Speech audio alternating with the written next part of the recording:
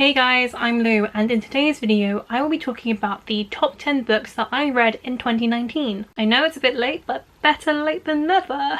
This list will start from 10 and work its way up to the best book that I read in 2019, as well as 5 honourable mentions. Now, some of these books won't necessarily be books published in 2019, and I am limiting myself to 1 entry per a series. Before I continue, please consider liking the video and subscribing to my channel. And number 10 is Spinning Silver by Naomi Novik. I did film a whole reading vlog of me reading this book, and I will link it up above and down below for you guys to check out. Now, I originally picked up Spinning Silver because Katie by Kate's Book Date recommended it, and I am honestly so glad that I listened to her recommendation. Spinning Silver is a retelling of Rumpelstiltskin. The story follows 3 female points of view. The first one is Miriam, who is the daughter and granddaughter of moneylenders.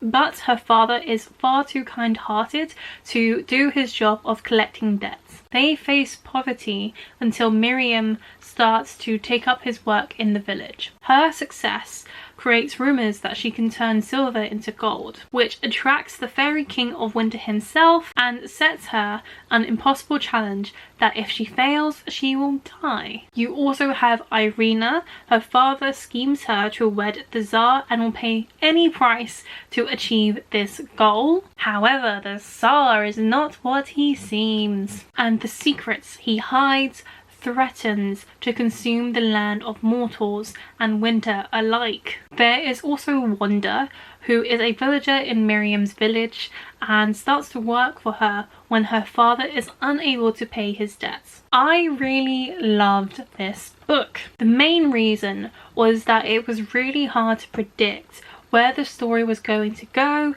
and so I was constantly surprised. I also absolutely loved Miriam. I related to her a lot and I agreed with her actions. The other characters in this story were also really well developed, and we got to know everyone from them being main characters to them being side characters. The world building was also incredibly beautifully well done, and it really felt like a fantasy world set in Russia in like the 18th, 19th century. And this book is absolutely amazing, and what's even better is that it's a standalone, so you do not have to commit to a series. Number 9 is A Curse So Dark and Lonely by Bridget Kemmerer. I picked this book up based on my best friend's recommendation, and she knows the types of books that I'm interested in, and we have similar tastes. Thank you very much, Emily. This book is a Beauty and the Beast inspired retelling. Prince Wren is the heir to Emberfall, but he gets cursed by a powerful enchantress to repeat the autumn of his 18th year over and over again until a girl falls in love with him. But with every cycle, if he fails this task, he starts to turn into the beast, which is destroying his kingdom. Then you have Harper, with her father long gone, her mother dying, and her brother barely holding her family together. While they constantly underestimate her because of her cerebral palsy, she learns to be tough enough to survive. But then when she tries to save someone in the streets of Washington DC, she instead somehow gets sucked into Wren's world. I really enjoyed this book, but unfortunately I ended up picking up this book right before I went on holiday for 2 weeks. I was unable to finish this book in time for me going on holiday, and I didn't end up taking it with me, so it did take me a while to get back into the book. I think if it wasn't for that, then this book would probably be higher on my list. What I liked most about this story is the development of the characters and their growth and the progression of the relationships in this book. It felt very natural and I was invested in this change. I was intrigued by the plot, but I don't think it was the strongest point of this book, as it does follow very closely to the fairy tale. The beginning is really strong, it really grips you, especially when Harper gets transported into this cursed world, but it was also incredibly predictable. And the ending also felt very rushed, but I do think because this series is not a standalone, that the sequels will end up being better, because that's when the story can come its own and not be derived from a fairy tale. I do own the second book in the series, A Heart so fierce and broken, and I am really looking forward to reading it. Book number 8 is Scythe by Neal Shusterman. I ended up listening to the entire trilogy in 2019 and I was so addicted to it. I would highly recommend the audiobooks. It really made the story come alive for me. For me, this audiobook series is on par with the Illuminae Files by Amy Kaufman and Jay Kristoff. It is that good. I do want to warn that the series is dystopian and it does have a heavy focus on death, so it can be quite hard to read at times if you do end up picking it up, and it probably wouldn't be the best time to pick it up now if you're looking for a feel-good series. It's definitely not a light read and you will definitely need one after reading the series. Scythe takes place in a world where disease, war and crime have been eliminated. The only way to die is to be randomly killed or gleaned by professional scythes. Citra and Rowan are teenagers who have been selected to be Scythe's apprentices. They must learn the art of killing and understand the necessity of what they do, but only one of them will win to be a scythe and the other must be gleaned by the victor. I love this book so much. The writing is so beautiful because we will be introduced to a character for a page or two, get to know them and form an emotional connection, and then they would die and I would be an emotional wreck. I had to tell myself multiple times whilst reading this book that it was just a book, it's not real. I really have to say that to myself when I'm reading books to settle my psyche. For me, this was the first step back into the dystopian world and I absolutely loved it. The plot of this book is good. The beginning was incredibly gripping with the introduction into the world of Scythe, and the pacing was fast in the beginning, slow in the middle and incredibly fast at the end. I loved both Citra and Rowan, with Citra being my favourite character. This book and the series in general also has an incredible ensemble of secondary characters too, which we also do get to know. If you haven't read this series already, I do urge you all to go out and read it. Number 7 is The Beautiful by Renee Ahdieh. I have done a book review of this book. If you would like to go and see it, I will link it up above and down below for you guys to go and check out. This is another book recommended to me by Emily and I love her for it. The summary is as follows. In 1872, New Orleans is a city ruled by the dead. But to 17-year-old Céline Rousseau, it is also a safe haven after she's forced to flee her life in Paris. Quickly enraptured by the vibrant city, she soon becomes embroiled in the city's glitzy underworld, and particularly the group known as the Court of Lions. But when the body is found in their lair, Céline is forced to battle her attraction to the group's leader, Sebastian Saint Germain, and suspicions about his guilt, along with her own secrets. As more bodies are discovered, New Orleans is gripped by the terror of a serial killer on the loose, one who seems to have Céline in their sights. But when she finally takes matters into her own hands, she finds herself caught in the midst of an age-old feud between the darkest creatures of the night, where the price of forbidden love is her life. What I liked most about this book is that it's typically not a book that I would like. This is because this book is very much a character-driven book and mainly focuses on the growing of relationships. The pacing is also quite slow and the writing is very descriptive. But despite not typically liking these things, I ended up loving this book. I am hoping that this book will be the vampire renaissance into young adult literature again, and whilst the story is more character driven, the plot is also good, as this is told through the perspective of Céline and the serial killer, which leads to moments of great surprise and dramatic irony. There was one twist which, despite knowing that it was going to happen because the serial killer told us it was going to happen, it still very much caught me off guard, and I've already pre-ordered the next book. If you are a fan of the feelings which Twilight gave you, or if you're in general a fan of Twilight like I am, then I would highly recommend this book. Number 6 is Sorcery of Thorns by Margaret Rogerson. When I first ordered my favourite books of 2019 actually in 2019, this book was actually the top of the list. However, after thinking about this book during the few months in 2020,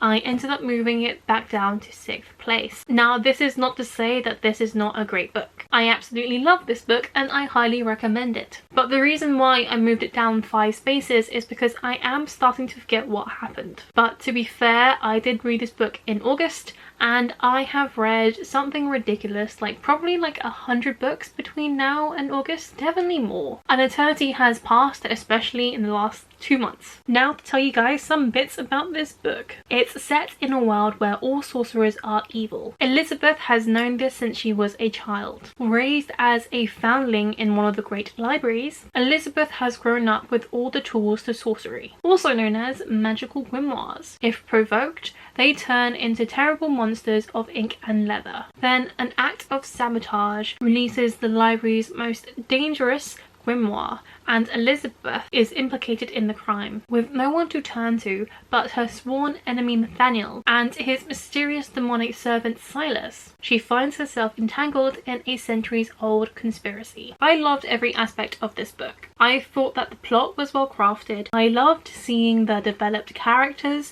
and seeing the relationships grow, especially between Elizabeth, Nathaniel, and Elizabeth and Silas. They are also an awesome trio. This book probably has one of my favourite dynamics as friends, as family, that I've ever read. I'm actually really sad that this book is a standalone because I would love to read more about the world and its characters. Nathaniel is also bisexual, and this book features a romance where the girl is significantly taller than the man. I honestly don't know what to say other than please read this book. I honestly can't wait to reread it and refresh my memory. The feelings that this book gave me were so incredible. It put me into a reading slump afterwards, and honestly I think despite starting to forget some of the story, it's still one of the best books I've read probably ever. I feel like that's quite a bold statement to make. Number 5 is Ninth House by Leigh Bardugo. I have filmed a book review of this book,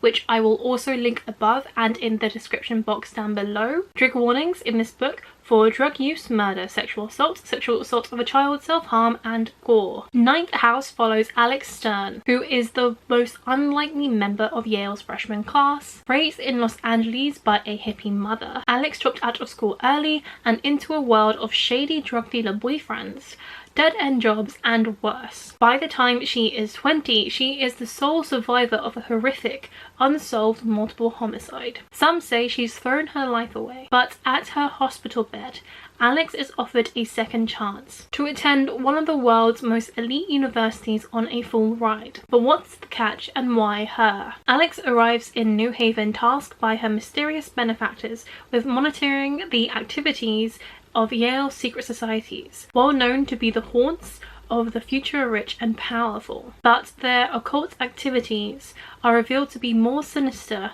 and more extraordinary than she ever imagined. I think the main reason why I like this book so much was because I had low expectations whilst going into this book. This was due to the revelation before this book was published that there was a scene which depicted the sexual assault of a child. If you hear that out of context of this book, you automatically think that this will be the worst book in the world. At least I did. But I do think that this book does handle that situation quite well. Despite that, this book does have a lot of good things about it. What I loved most was the characterization and the development of Alex, especially her relationship between doors. I do want to warn you, if you haven't read this book, that the pacing is quite slow. This is because this book does follow multiple timelines and different people. It's about 2/3 of the way through that it merges into one timeline, and that's where the pacing really starts to pick up and the plot starts to reach the climax. The plot is also really intriguing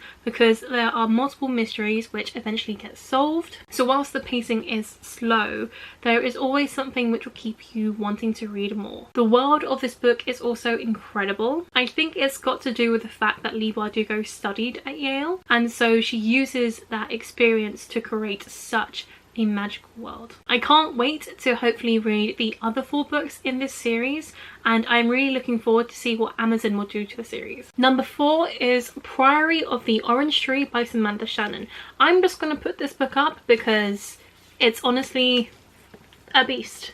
and I'm not looking forward to a workout. If that book falls down and hits me, probably will become unconscious. I actually listened to this book on audiobook, and I would highly recommend you reading it that way. I honestly don't think I would have picked up that book this year or even for the next 5 to 10 years if I hadn't listened to it on audiobook, because it's pretty damn intimidating. But because I was able to pick up the audiobook and see that the book was only 26 hours long, it enabled me to read it and actually read it quite fast. I think it took me about 3 weeks to read. It's really hard to explain this book, and I'm going to try and attempt to do it now, but I do worry that I'm not going to give it justice. Essentially, just trust my recommendation and pick it up, is what I'm trying to say. It follows 5 characters. You have a queen, her secret bodyguard, as in the queen doesn't know that she has a bodyguard, a trainee dragon rider, an exiled lord, and a bitter alchemist. They all have their own plot lines which intermingle with each other to join up the main storyline where an ancient dark force is awakening in this world and they have to fight it together. Hopefully it sounds interesting to you guys. I promise you it is. It took me about an hour into the 26-hour audiobook to fully get into it, but then from then on I was completely hooked. I was listening to this book everywhere that I could, even out in public, which I don't typically do because I don't hear things very well when there's loads of cars about. It's a beautifully crafted world which I would say is on par with George R.R. Martin and Tolkien, plus it's filled with LGBT+ representation. This book gave me everything and more whilst reading it, and I couldn't honestly recommend it more. Number 3 is The Bone Witch by Randhir. I don't actually have The Bone Witch on me. I've stored all of my paperbacks underneath my bed, but this is book 2 and book 3 of the series, and I recommend all of them. It's just that The Bone Witch is the book which I absolutely love the most, despite the fact that I gave all of them, I think, like 5 stars.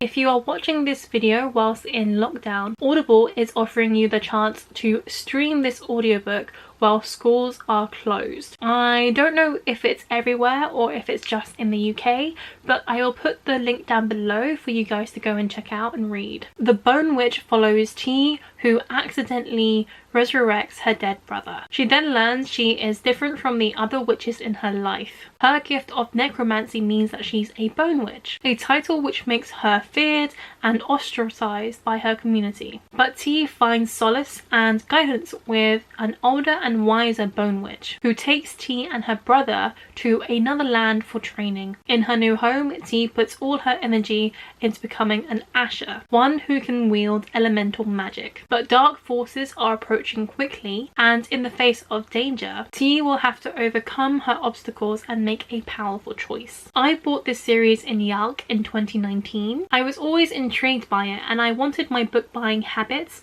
to include more Asian representation, so I would read more books by Asian authors, and the author is Filipino. I personally feel that this series is seriously underappreciated. It's so good and I enjoyed every moment of it. I honestly could not recommend this book more. I think what was most captivating about this series was the fact that it has 2 timelines. It has T in the present and it has T in the future. The future chapters start before the present chapters, so you have an idea as to how T will be like in the future, but you have no idea how she gets there. And it really intrigues you as a reader, as you are constantly wondering what's happened to T, and you are guessing how things play out. This series is excellently crafted, and by the end of the last book in the trilogy, present day T becomes future day T in The Bone Witch. So I found this reading experience to be incredibly unique, and I don't know if I will ever come across a book like this again. The plot is brilliant. You are engaged from the beginning, and I honestly could not put down this series. I binge read it back to back. It's also got a good romance and a great development of friendships and mentorships. It's so great and you guys have to read it. Number 2 is going to be a book which most of you probably haven't heard of, and that is What is Wrong with Secretary Kim, Volume 1 by Kim Young-mi. You might have heard of the Korean drama of the same name featuring Park Min-young and Park So-joon. The manhwa revolves around a vice chairman of a major corporation named Lee Young-joon and his highly capable secretary Kim Mi-so. Misunderstandings arise when she announces that she will resign from her position after working for Lee Young-joon for 9 years. This manhwa is a romantic comedy that will make anyone feel good. It's so sweet. I bought this manhwa when I was in Korea and I am so happy that I did. Reading this book gave me such warm, fuzzy feelings, the same ones I felt when I was watching the K-drama. Unfortunately, this manhwa is not out in English, so I would recommend that you guys watch the drama instead or find translations online. It's one of my favourite K-dramas ever, and it's only suitable that this book would make the list because it honestly made me feel like I was watching the drama again. And reading this book, watching the Korean drama would honestly give anybody such joy, and that is what we need right now. I would highly recommend this book and the Korean drama if you have not checked it out. And now for the honourable mentions before I get into the best book that I read in 2019. Now all of these books are just as good as the rest of the books which I have just talked about, so I would recommend all of them. The first honourable mention goes to The Bride Test by Helen Hwang. This is an adult romance book about the developing romance between Kai, who is on the autism spectrum, and Esme, a single mother who comes to the United States with the hope of falling in love and marrying Kai. This whole scenario, which Kai does not like, is orchestrated by his family. It features the tropes of fake dating and living together. If you like those themes in romance books, then I would highly recommend this one. I managed to read this book in a day. It's that good. The second honourable mention is Patron Saints of Nothing by Randhir. I have filmed a book review on my channel, which I will link up above and down below for you guys to go and check out. It's a coming of age story about grief, guilt and the risks a Filipino-American teenager takes to uncover the truth about his cousin's murder. Jay plans to spend his last semester of his senior year playing video games before heading to university. But when he discovers that his Filipino cousin June was murdered as a part of President Duarte's war on drugs, and no one in his family wants to talk about what happened, Jay travels to the Philippines to find out the real story. This is a hard-hitting contemporary. I first saw this book on NetGalley and I was so happy when I was approved to read it. I read it and I loved it, and I was so happy to help promote the book before it came out. I ended up buying 6 finished copies at Yalk in 2019 so I could give it to my friends and family. It was the first time I ever bought 6 copies of a book to give to people. Originally this book was on my top 10 list, but it did get bumped off for the other fantasies on my list, and this was the main reason why I wanted to have an honourable mentions list, because it's really hard to narrow down your favourite books of a year when I have read so many good books last year. The plot is heartbreaking, but it's so gripping. I definitely did shed a tear or two whilst reading this book, and I could not highly recommend it more. The third honourable mention is Starry Eyes by Jen Bennett. Starry Eyes is my favourite book by Jen Bennett. It's a contemporary romance with best friends turned worst enemies to lovers. When Zori and Lennon are essentially the modern day version of the Montagues and Capulets, they go on a camping trip and find themselves stranded in the wilderness alone together. This book is so cute. It's the perfect romantic escape from this world. Highly predictable, but it does leave you feeling good. The fourth honourable mention is To Kill a Kingdom by Alexandre Cristo. I had absolutely no expectations when going into this book because I got it on sale on Audible, and then it's now become one of my favourite books of 2019. It's about Princess Lyra, who is Siren royalty and the most lethal of them all. However, a twist of fate causes her to kill one of her own, and to punish her daughter, the Sea Queen transforms Lyra into a human. Lyra has until the winter solstice to deliver the heart of Prince Elian, or remain a human forever. One of the things I remember about reading this book was the fact I was working really hard and I was reading this book every chance I could, and then it was Saturday morning and I typically sleep in, but this day I was really intrigued to see what will happen next with the book. So I spent the first few hours of my Saturday morning just in bed listening to the story, and honestly it was just such a perfect book. The story captivated me so much, and it makes me want to read more stories about sirens and mermaids. If you guys have any more recommendations like those books, please do tell me. Like, I loved everything because it was like kind of enemies to lovers romance. It was really gripping plot. It was like, will she kill him? Will she not kill him? And then the climax was just, oh, I was honestly so shook. I was like, please, everyone survive. And my final honourable mention goes to Girls of Storm and Shadow by Natasha Nahn. I have also filmed a book review of this book, so please do go check it out. I'll link it up above and down below. This is the sequel to Girls of Paper and Fire. That book focuses on Lay. Every year, 8 girls are chosen to be paper girls to serve the Demon King, and this year Lay becomes number 9. The girls are trained in the skills and charm that befits a king's consort. There, Lay does the unthinkable and she falls in love.